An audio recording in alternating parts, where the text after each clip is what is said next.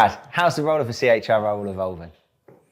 I think the role of a CHRO is evolving into one of a futurist. So really looking forward in terms of the future needs of the organization and how they can navigate increasing amount of change and disruption in the industry. Yeah. And how would you break it into segments? So a CHRO and a big corporate multinational versus something that's a smaller SME. How are they differentiated? I think technology underpins a lot of what CHROs are trying to do. So access to data, the ability to make decisions significantly faster. That is easier in larger organizations where there's significantly more resource. So I think people leaders in smaller businesses really need to learn how to leverage their network, their peers, and also advance their digital skill set so they're able to do that as quick as they can. It's been interesting to see the level of governance and compliance coming into CHRO roles in large multinationals versus CHROs in smaller and have to be quite nimble. They have to adapt to ever-changing levels of volatility in the market. What's the biggest change you've seen in the SME market from a CHRO perspective? I think the ability to really flex between or shift between operational work and strategic work. So one day you're really looking at how you can make operations more efficient, how you can integrate technology into HR processes, but then also being agile to work with the board and the leadership team to understand what the needs of the organization are going to look like and how you can embed that further down into the organization.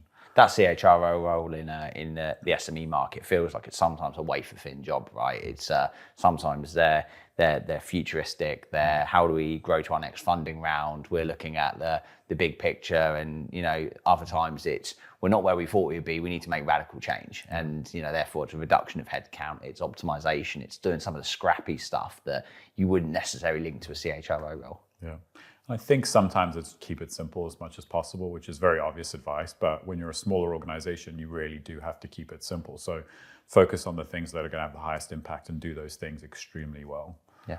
And what about kind of the hiring the hiring trends in the CHRO market this year? What would you kind of take from what have you seen in, again, kind of taking into those two buckets of the SME market versus kind of large corporate multinationals? What are the trends you've seen so far?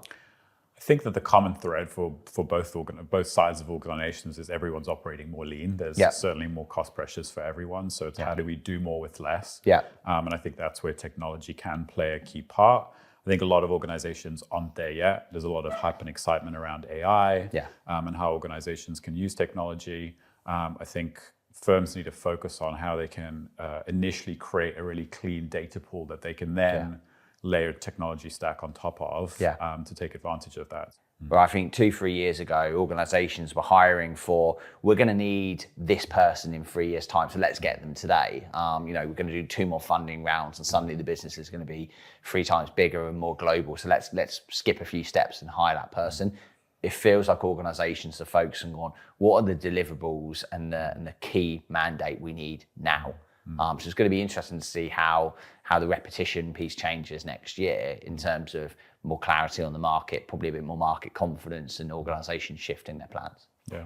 I think a smaller business's advantage is its agility. Yeah. So it's really how do you capitalize on that, and you can move faster compared to large competition. So that's really the secret sauce for a smaller business.